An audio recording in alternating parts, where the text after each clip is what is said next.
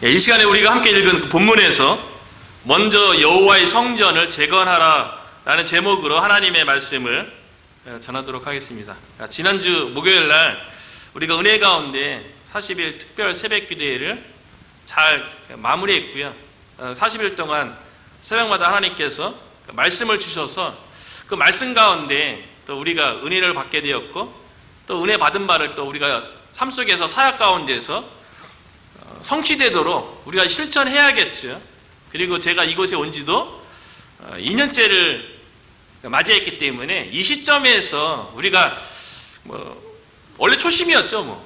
늘 열심히 하려고 했는데 그 2년째를 맞이하면서 다시 한번 우리의 마음을 지난주까지 받았던 은혜에 대해서 또 이 시점에서 하나님께서 우리 교회를 향한, 또 우리 교회를 향한 하나님의 말씀이 있을 거라고 생각이 되어졌어요. 그래서 하나님께서 우리에게 주어지는 말씀, 우리가 말씀 붙잡고 우리의 신앙생활도 승리하는 거고, 또 하나님의 말씀 붙잡고 우리의 사역 가운데도 또 열매 맺게 되는 줄로 또 믿어요. 그래서 기도하는 가운데 학개서 말씀을 통하여서 하나님께서 들려주는 음성을 듣고 그 말씀 가운데 위로와 힘을 얻어서 2년차 사역에는 뭔가 우리의 마음에 새로운 각오와 다짐 있었으면 좋겠다라는 생각으로 앞으로 몇 주 동안 금요기도의 시간 때 학개서 말씀을 가지고 함께 은혜를 나누려고 합니다. 학개서는요, 구약 성경의 마지막 세 선지자가 있어요. 학개, 스가랴, 말라기. 이 세 선지자는 유다 민족이 바벨론에 의해서 멸망한 다음에 상당수가 바벨론으로 포로로 잡혀갔다가 하나님께서 예레미야 선지자를 통해서 바벨론의 포로로 70년 동안 고난의 시간을 보내게 된 다음에 그들의 마음을 돌이킬 때쯤에 하나님께서 다시 예루살렘으로 돌아올 것에 대해서 말씀하게 하셨어요. 그런데 이제 바벨론 제국에 멸망하고 그 다음에 바사 제국이 세워지게 되었는데, 바사 제국의 고레스 왕에 의해서 모든 민족은 자기 민족으로 돌아갈 수 있는 기회를 줬어요. 그래서 고레스 칙령에 의해서 모든 민족이 자기네 본토로 돌아가서 자기 자신이 섬기던 신도 섬길 수 있는 그런 정책을 폈어요. 그 대신에 이제 속국으로서 바사 제국에다가 조공을 잘 바치면 되는 거예요. 그래서 고레스 칙령에 의해서 스룹바벨 총독에 의해서 유다 백성 5만 명이 1차로 예루살렘으로 귀환하게 돼요. 그리고 스룹바벨이 예루살렘에 와서 처음으로 한 일은 무엇이냐면 예루살렘 성전을 재건하는 일이었어요. 너무나도 위대한 일이죠. 하나님의 백성으로서 그렇게 성전에서 예배드리고 하나님 앞에 찬양하고 막 그러고 싶었는데 바벨론 포로로 잡혀가서 70년 동안 제대로 된 예배를 못 드렸던 거 아니에요? 그러니까 70년 만에 성전을 재건해서 예배 드릴 거를 생각하면 얼마나 감격스럽고 얼마나 그 마음이 기뻤겠어요. 저도 군대에 갔을 적에 6주간의 신병 교육대를 마치고 자대를 딱 배치받았어요. 신병 교육대는 다 비슷비슷해갖고 누가 고참이고 누가 신참이고 이런 게 없어요. 그냥 훈련만 고될 뿐이었는데 자대 배치로 이제 강원도 철원 대성산 밑으로 가보니까 제가 가장 미치잖아요. 그냥 신참이고 다 저보다 고참이에요. 그러니까 군대 생활은 훈련이 힘든 게 아니라 내부 생활이 힘든 거예요. 고참과의 관계, 위계질서, 이게 되게 힘든 거거든요. 근데 가자마자 늘 그 고참들이 하는 행동이 뭐냐면 신참들에게 간등성명이라고 이병 누구누구 이거 가장 큰 목소리로 쩌렁쩌렁하게 울리는 이거를 그렇게 반복해서 시키는 거예요. 이런 게 힘들죠. 그리고 행동도 빠릇빠릇해야 되고 일처리도 빨리빨리 해야 되고, 그러다 보니까 늘 이제 가자마자 자대 배치 맞자마자 목이 쉬고 늘 긴장 가운데 있어야 되고 늘 이렇게 눈치도 살펴야 되고 그 훈련도 열심히 받아야 되고 행군도 잘해야 되고요.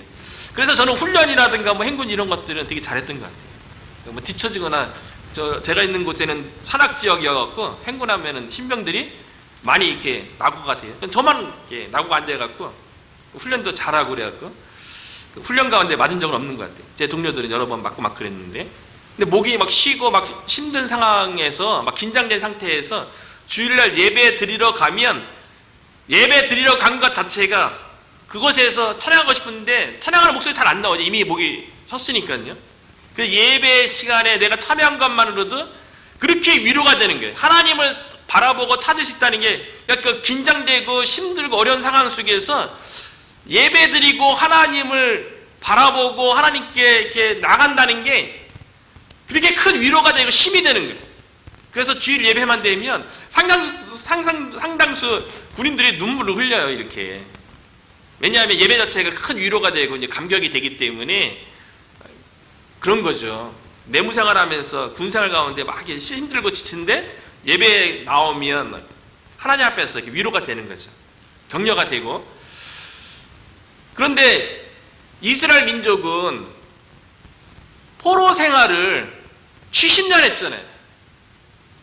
그 마침내 고레스 칙령에서 예루살렘에 들어와서 성전을 재건해서 예배 드릴 것에 대해서 얼마나 소망했던 일입니까? 하나님의 백성의 정체성이 예배에 있는 거 아니에요?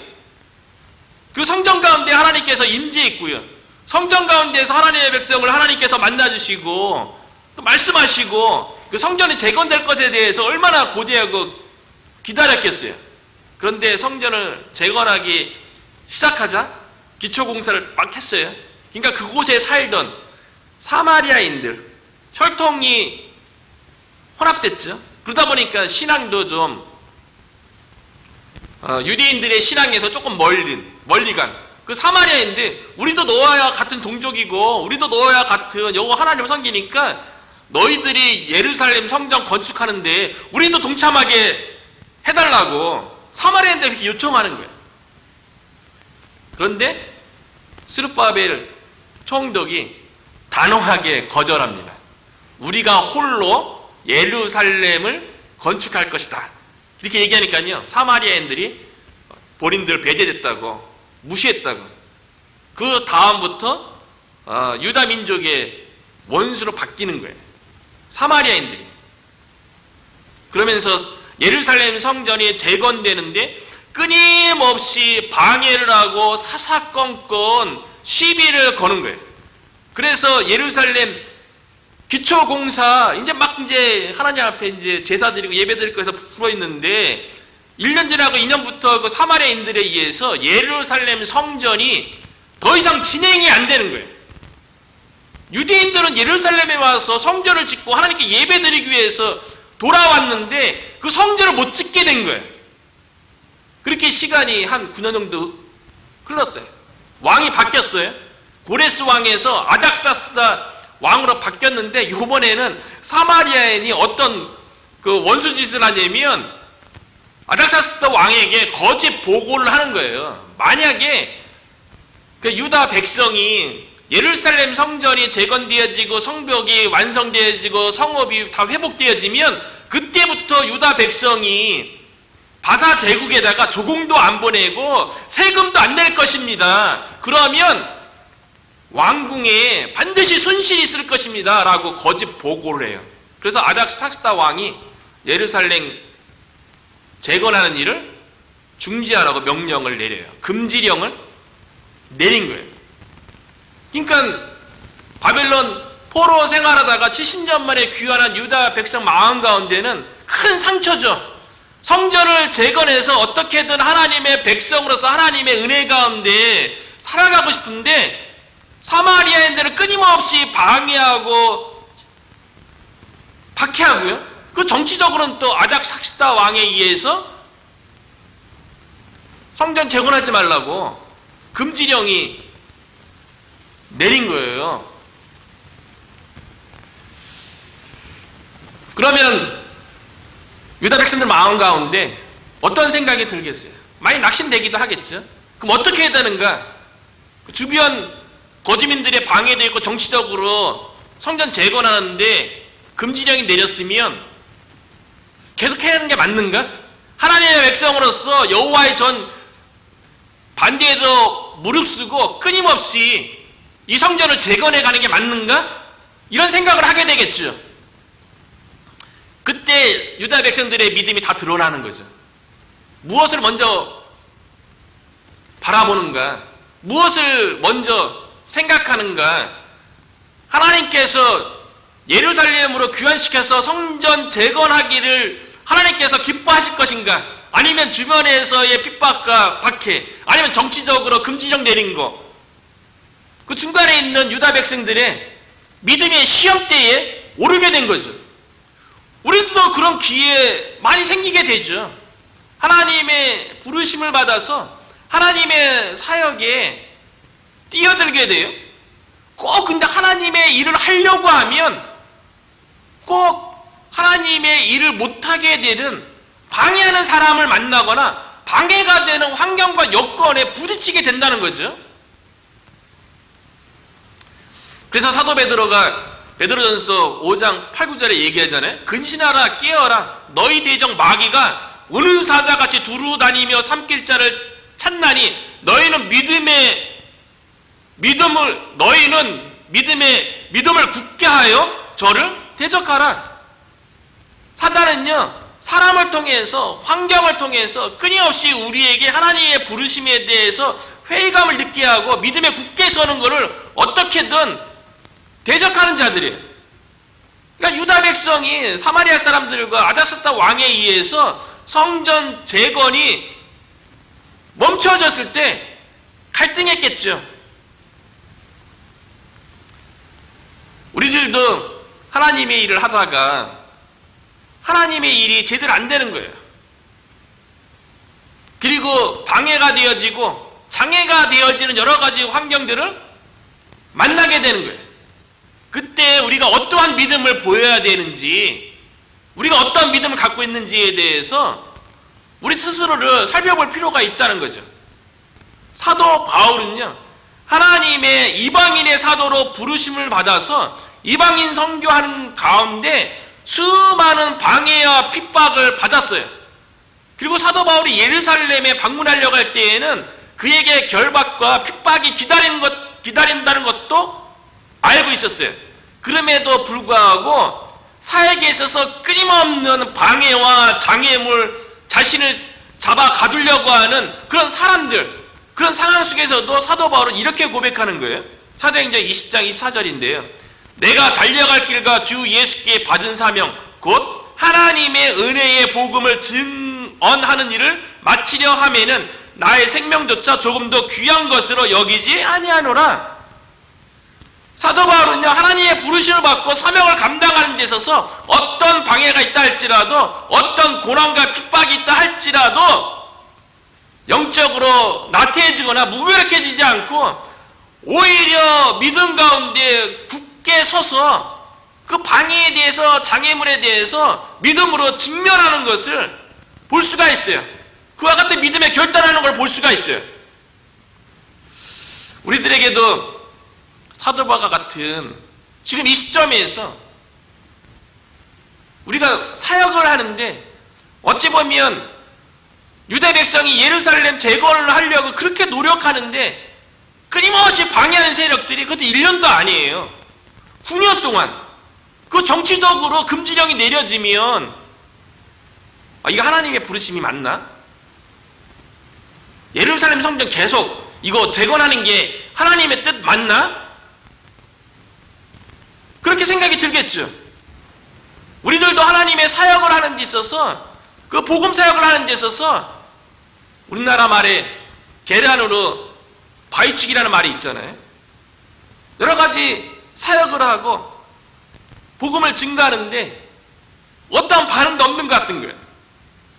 이번 주도 이제 락벨에 나가서 이렇게 전도하는데요. 반응들은 이렇게 하기도 한 것 같아. 그러나 실질적인 열매가 없잖아요. 하나님께서는 그 가운데서도 일하고 계시겠죠. 마치 물이 백도에서 끊는 것처럼 우리의 사역이 하나님의 때가 되면 하나님께서 열매 맺게 하시겠죠. 그런데 전도하는 그 상황 가운데서는 어떤 열매가 없는 것 같으니까 때로는 인간적으로는 실망되어지고 어떻게 해야 되는 거야? 더 이상 진전이 없는 거예요. 복음 사역을 하나님께서 기뻐한다는 거 알죠? 유다 백성이 예루살렘 성전이 재건되는 거 하나님께서 기뻐하시고 원한다는 거 왜 모르겠어요? 근데 방해하는 세력 때문에 진전이 안 되니까 고민하고 갈등하는 거 아니에요? 우리들도 1년의 사역을 되돌아보면서 혹여나 하나님께서 또 우리 가운데 우리의 사역이 여러 가지 하나님의 일 가운데 진척이 안 되는 것 같고 어떠한 반응도 나타나지 않는 것 때문에 인간적으로는 하나님의 부르심이 맞나? 하나님이 일하고 계시는가? 그런 생각이 들 때가 있다는 거죠.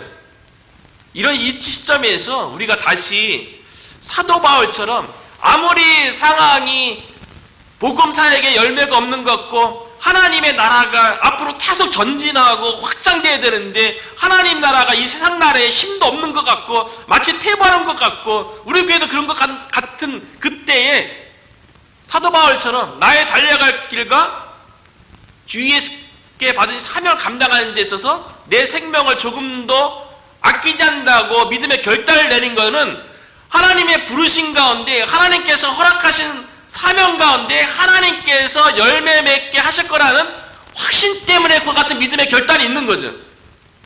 이 시점에서 우리가 사도 바울과 같은 믿음의 결단과 확신 가운데 우리의 상황과 환경은 우리의 사역을 돕는 것 같지 않고 오히려 저지하고 방해하는 것 같아도 우리가 믿음의 결단을 가지고 하나님께서 반드시 우리를 통해서 하나님의 나라를 주님의 몸된 교회를 세워갈 것을 확신 가운데 거하는 저와 여러분이 되시기를 주의 이름으로 축원합니다.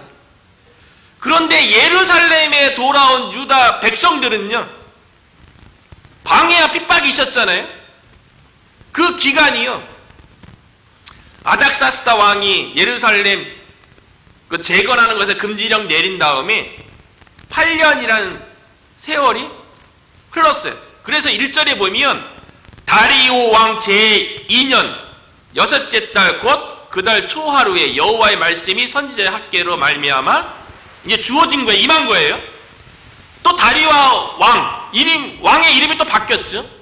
바사 왕의 고레스 왕이 초대 왕이었고요. 그 다음 왕은 아닥사스다 왕이었고요.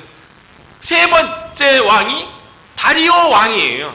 그래서 다리오 왕 제2년은 바벨론 칙령으로 인해서 유다 백성 5만 명이 예루살렘 귀환하고서 18년이 지난 시점이에요. 그러니까 18년 동안 예루살렘 성전 재건이 기초부터 좀 하다가 지지부진한 그런 상태 가운데 하나님의 말씀이 학계 선지자를 통해서 임했다는 거예요.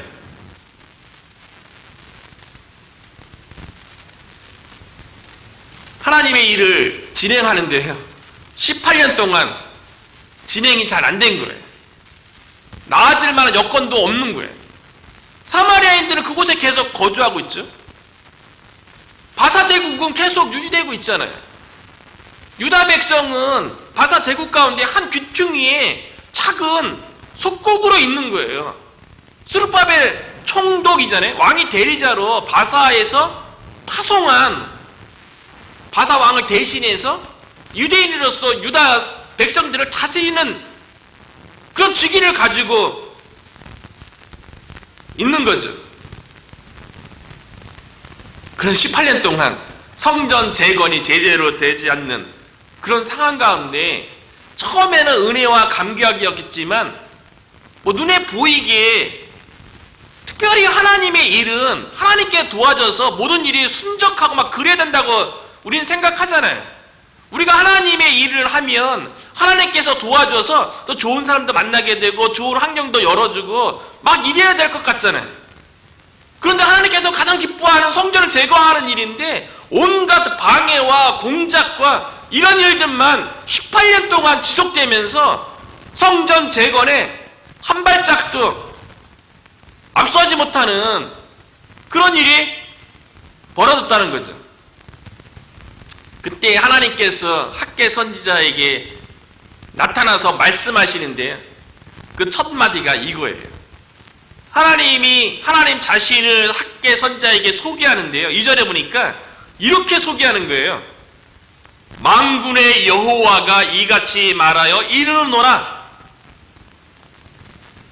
학개 선지자에게 18년 동안 성전이 재건되지 않는 그 상황 가운데 백성들은 낙담하겠죠. 학개 선지자는 선지자로서 그 백성들을 위로하고 격려하고 어떻게든 세워서 예루살렘 재건하기 위해서 노력했을 거예요. 그래도 18년 정도 지나니까 더 이상 이제 지칠 때가 된 거죠. 그래서 하나님께서 학개 선지자를 찾아오셨는데 그 찾아오주신 하나님의 이름이 만군의 여호와라는 거예요. 만군의 여호와는요, 모든 군인의 여호와 이런 뜻이에요. 그래서 킹제임스 버전에는 더 로드 오브 호스트의 복수 호스트를 이렇게 번역을 했어요. 그러니까 군대들의 여호와. 그리고 NIV 성경은 요거를 좀 의역을 했어요. 그래서 더 로드 올마이리, 전능한 하나님. 왜 하나님께서 하박국 선지자에게 18년 만에 찾아와 주셔서 말씀으로 인지하셨는데 왜 자신을 만군의 여호와로 계시했을까요? 유다 백성은 아직 자신의 나라도 없어요. 바사 제국 가운데 한 귀퉁이에 이제 돌아온 것 뿐이에요. 전 세계적인 제국은 바사 제국이에요. 그리고 돌아온 예루살렘 그 주변에는 이미 사마리아인들이 70년 넘게 거주하고 있는 거예요. 그러면 유다 백성 입장에서 학개 선지자 입장에서는요, 그들이 얼마나 초라해 보이겠어요? 얼마나 작아 보이겠어요? 바사 제국에 비하면요, 사마리아인들에 비하면 학개 선지자고 유다 백성은 너무나도 힘없고 연약한 존재로 보이는 거예요. 그들이 어떻게 사마리아인들의 방해와 그 공작 가운데 바사 제국의 그 통치 가운데 어떻게 예루살렘을 다시 재건할 수 있다고 용기를 가질 수 있겠어요? 상황은 그렇지만, 주변은 그렇지만, 하나님께서 학개 선지자를 찾아와서 나는 만군의 여호와다. 바사 제국의 군대보다 하나님이 더 크신 분이세요. 그래서 전능한 하나님이세요. 전능한 하나님인 내가 너와 함께 하겠다고 얘기하는 거예요. 전능한 하나님이 내가 너에게 말씀한다는 거예요. 학개 선지자 입장에서는 하나님께서 말씀으로 찾아오시는데 하나님 자신을 만군의 여호와로 계시하시는 하나님의 음성 가운데 그것 자체로도 큰 위로가 되었을 거예요. 유대 백성하고 학개 선지자 입장에서는 눈에 보이는 건 사마리아인들과 바사 제국 아니에요? 그것 때문에 이제 18년 동안 여호와의 성전이 재건되지 못하고 지지부진하게 그렇게 시간을 지내왔다고요. 그런데 유다 백성의 하나님은 다른 이방신들의 신들과 같은 하나님, 신이 아니라 만군의 여호와라는 거예요. 저와 여러분에게 함께 하시는 하나님이 만군의 여호와인 줄로 믿습니다. 전능하신 하나님이라는 거예요. 만왕의 왕이라는 거예요. 만주의 주라는 거예요. 그분이 우리와 함께 하시고 그분이 우리에게 말씀하시는데 사마리아인들의 방해가 뭐 그게 거침돌이 되겠어요? 바사대국의 그 정치가 무슨 거침돌이 되겠어요?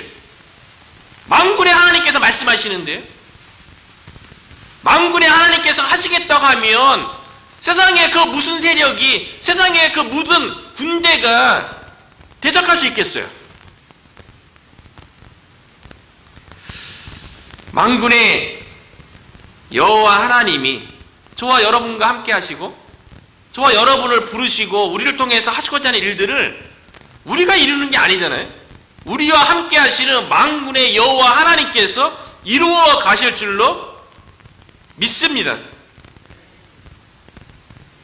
이게 우리에게는 은혜죠. 만군의 여호와가 함께한다는 이 사실이에요. 그 만군의 여호와가 학개 선지자에게 이렇게 얘기하는 거예요. 성전 재건이 지금 중지되고 더 이상 진척 안 되는 것은 사마리아인 때문이 아니라는 거예요. 바사 제국의 그 정치 때문이 아니라는 거예요. 우리들도 마찬가지예요. 오늘날 마치 교회가 안 되는 것처럼 하나님의 교회가 어떻게 멸망합니까? 하나님 자신이 멸망할 수 없는 분인데 하나님의 교회가 어떻게 멸망해요? 하나님의 교회가 어떻게 안 됩니까? 우리는 오늘날에 복음을 통해서 열매 맺는 일, 복음을 통해서 하나님의 교회가 세워지는 일이 마치 불가능한 것처럼 그렇게 여긴다는 거예요.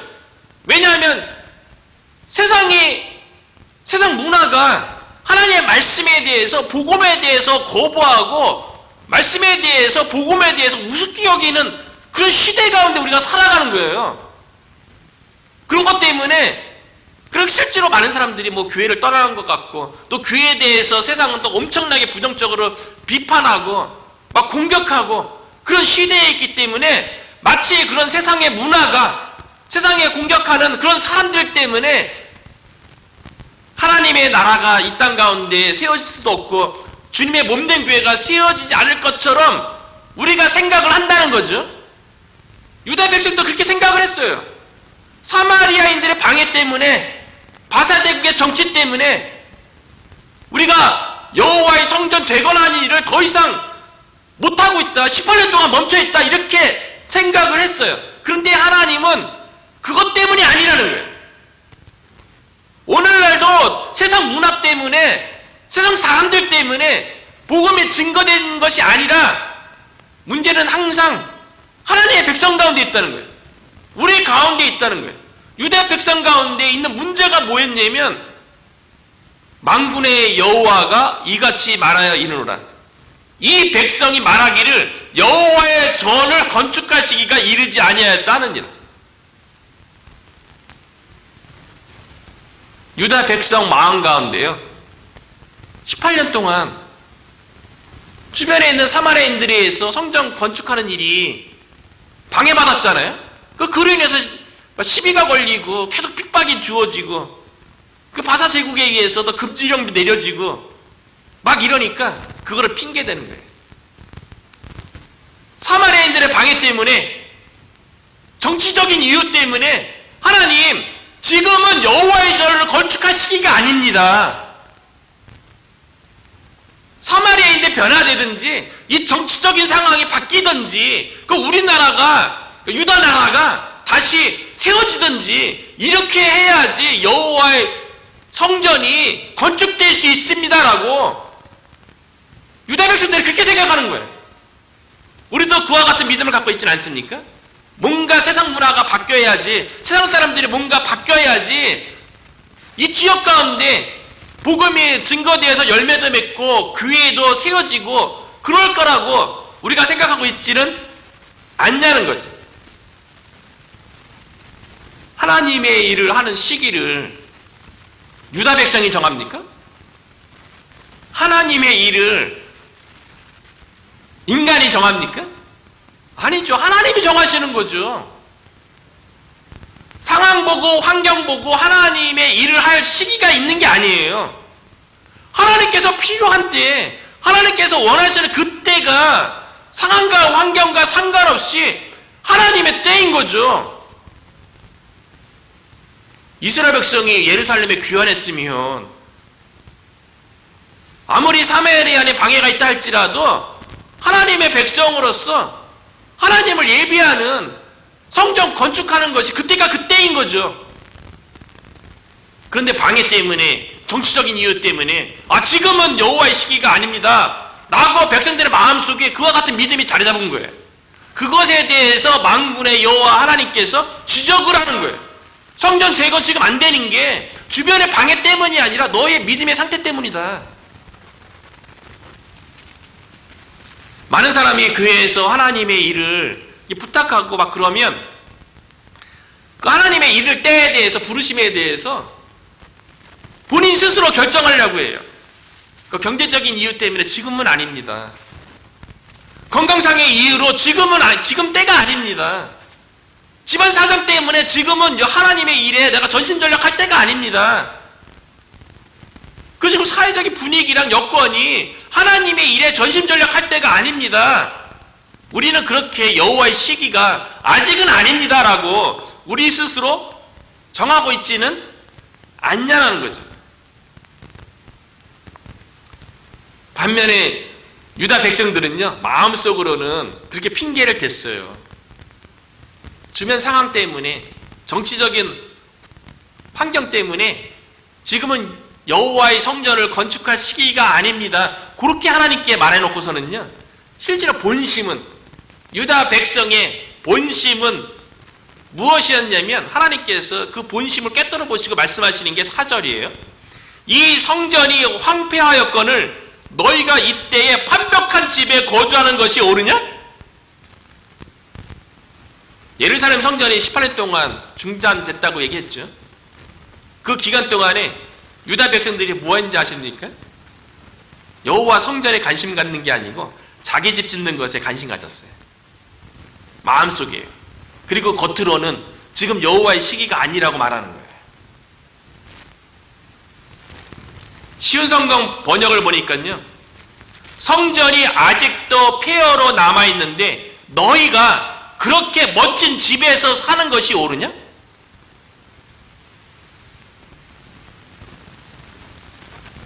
바벨론 70년 만에 예루살렘에 돌아와갖고 모든 것이 폐허된 상태예요. 그래서 가장 빨리 필요한 게 뭐예요? 어찌 보면 유다 백성들 그렇게 얘기할 거예요. 하나님, 우리도 먹고 쉬는 것부터 지어야 되지 않습니까?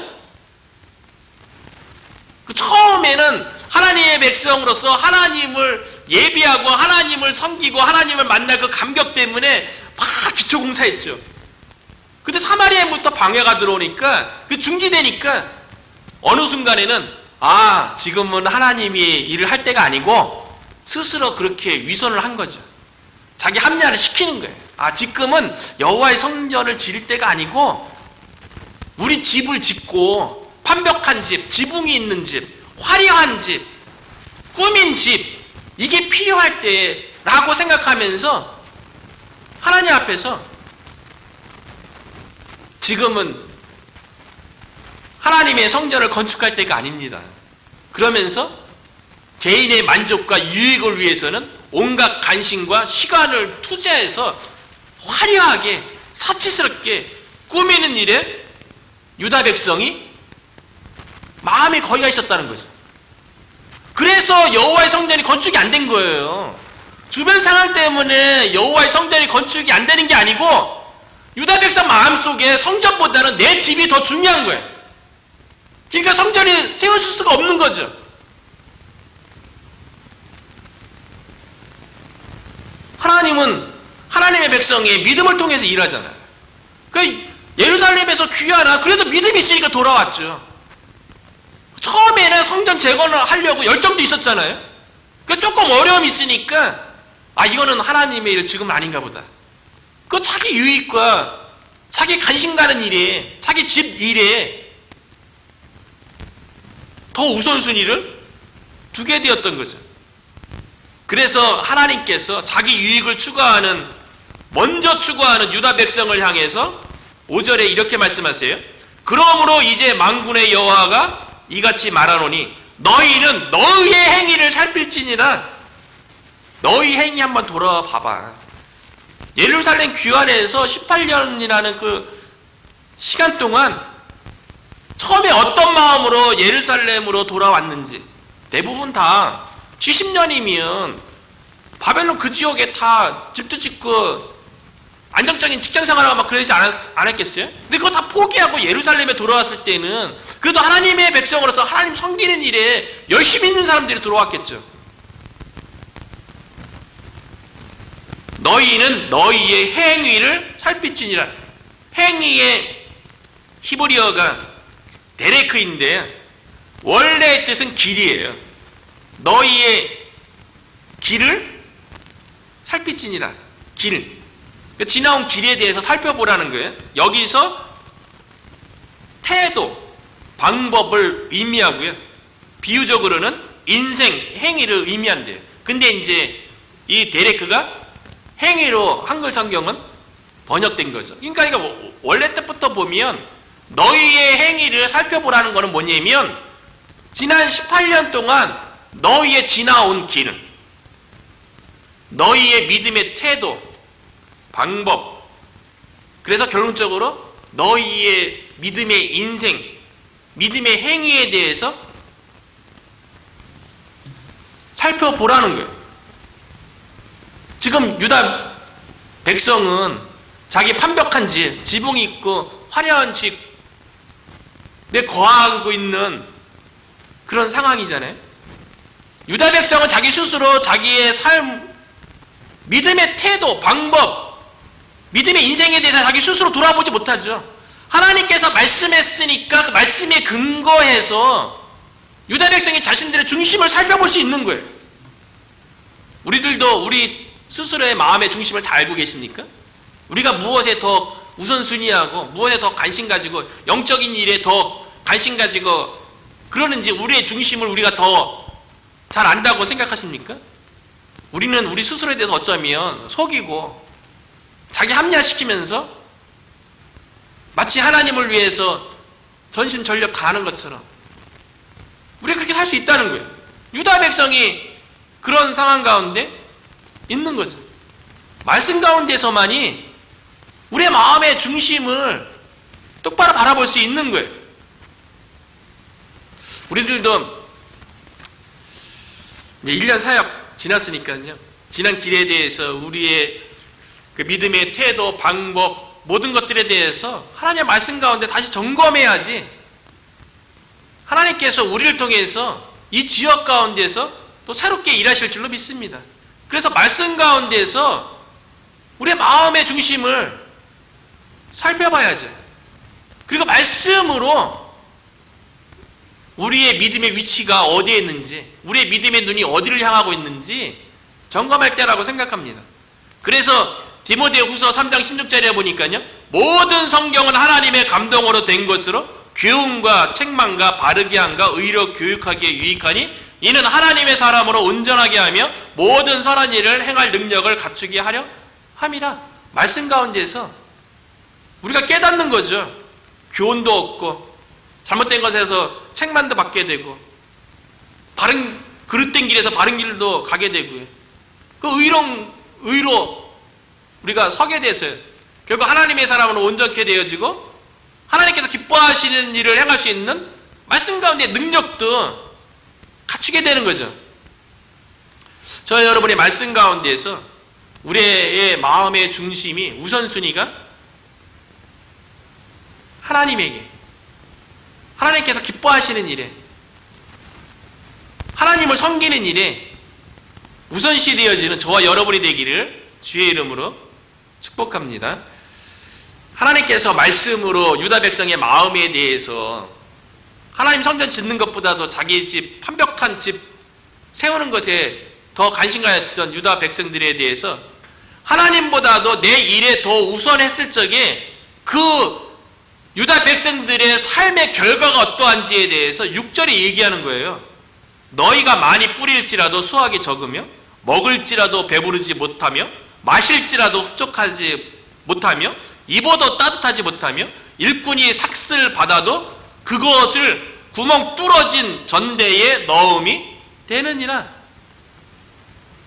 하나님의 일이 우선이 아니고 자기 집일이 우선이었던 유다 백성들이 삶 가운데 행하는 모든 행위에 대해서 어떠한 만족감도 없고 어떤 풍성한 열매도 맺지 못하게 된다는 거죠. 하나님 없이 성공적인 삶이 있을 수가 없는 거죠. 하나님 없이 하나님의 백성이 더 아름다운 열매를 맺을 수가 없는 거죠. 하나님의 백성은 하나님께서 함께 하시고 하나님께서 지켜주셔야지 삶의 모든 영역이 견고하게 세워지는 줄로 믿어요. 그래서 시편 127편 1절에 보면 여호와께서 집을 세우지 아니하시면 세우는 자의 수고가 헛되며 여호와께서 성을 지키지 아니하시면 파수꾼의 깨어 있음이 헛되도다. 하나님의 백성은 하나님과 함께 할 적에 모든 일들이 경과하고 열매 맺게 되는 거죠. 하나님의 백성이 하나님을 속이고 자기 일에 먼저 우선시하고 그러면 삶의 영역 가운데 어떠한 열매도 풍족하지 못하게 된다는 거죠. 그래서 하나님께서 이스라엘 백성으로 하여금 마음을 돌이켜서 자신의 일에 우선시할 것이 아니라 하나님의 일을 먼저 하라는 거예요. 그래서 8절이죠. 너희는 산에 올라가서 나무를 가져다가 성전을 건축하라. 성전을 건축하라는 거예요. 주변 사마리아인 핑계대지 말고 바사제국의 정치 핑계대지 말고 그리하면 내가 그것으로 말미암아 기뻐하고 또 영광을 얻으리라 여호와가 말하였느니라. 하나님께서 기뻐하시고 영광 받으시는 성전 건축하는 일에 지금 당장 산에 올라가서 나무 가져다가 하라는 거예요. 이 얘기는 뭡니까? 우선순위를 먼저 하나님의 일에 두라는 거죠. 하나님의 성전을 제거하는 일에 두라는 거예요. 주변의 방해 이런 거 신경 쓰지 말고 하나님께서 기뻐하시고 영광 받으시는 성전 건축하는 일에 우선순위를 두라는 거죠. 하나님의 백성에서 가장 중요한 게 성전 아니겠어요? 성전이 재건돼야지 하나님께 예배 드릴 수 있잖아요. 하나님의 백성이 예배 안 드리고 어떻게 하나님의 백성답게 살아갈 수 있는 힘을 얻겠어요? 하나님의 백성은 예배를 통해서 하나님의 은혜로 하나님의 능력으로 하나님의 백성된 삶을 살아가게 되는 줄로 믿습니다. 그러니까 유다 백성이 예루살렘 성전을 빨리 재건해야죠. 하나님의 백성으로서요. 성전에서 하나님을 예배하면서 하나님을 만나고 하나님과 친밀한 규제 가운데 유다의 회복을 위해서 하나님께 쓰임받을 수 있지 않겠어요? 하나님의 백성에게 있어서 예배가 가장 중요하죠. 예배 드리지 않고 하나님의 백성답게 어떻게 살아갑니까? 근데 오늘날에는 뭐 예배 드리지 않고도 마치 하나님의 자녀인 것처럼 얘기하는데 하나님의 자녀의 정체성이 예배에 있잖아요. 예배에 성경화해야지 하나님의 자녀로서 정체성을 가지고 이 세상 가운데 살아가는 거죠. 그래서 하나님께서 여호와의 성전을 건축하라는 거예요. 이것이 하나님의 백성으로서 가장 우선시되는 일이라는 거예요. 그래서 예수님께서 마태복음 6장 33절에 뭐라고 얘기합니까? 그런즉 너희는 먼저 그의 나라와 그의 의를 구하라. 그리하면 이 모든 것을 너희에게 더하시리라. 이 모든 것이 뭡니까? 우리가 일상생활 가운데 필요한 의식주에 관련된 거 아니에요? 먹고 마시고 입는 것에 대해서 하나님께서 책임져 주신다는 거예요. 오히려 내가 일해서 얻는 것보다 하나님께서 책임져 주셔서 더해 주시겠대요. 우리가 먼저 하나님의 나라와 의를 구하면요. 유다 백성이 여호와의 성전 건축하는 일에 먼저 우선순위를 두면 그 일을 위해서 애쓰면 유다 백성에게 필요한 모든 것들은 하나님께서 공급해 주신다는 거죠. 그런데 이 우선순위가 바뀐 거죠. 어떤 면에서는 이해가 되는 측면도 있는 거예요. 인간적으로는요. 주변에 반대가 심한데요. 주변에 핍박도 있는데요. 정치적인 환경도 우호적이지 않은데 어찌 보면 오늘날 우리가 하나님의 몸된 교회를 세워가는 우리 주변의 상황과도 거의 같은 상황이에요. 바깥에서 복음을 전하면 누가 우호적으로 받아들입니까? 마치 무시하고 거부하는 그런 상황을 우리가 직면하게 되잖아요. 그래서 하나님의 교회가 마치 세워지지 않을 것처럼 우리가 생각할 수 있잖아요. 그래, 그렇지 않다는 거예요. 우리와 함께 하시는 분이 만군의 여호와예요. 세상에 수많은 왕이 있고 뭐 대통령이 있다고 하는데 그분들의 왕이, 그분들의 주가 우리와 함께 하시는 하나님 여호와라는 거죠.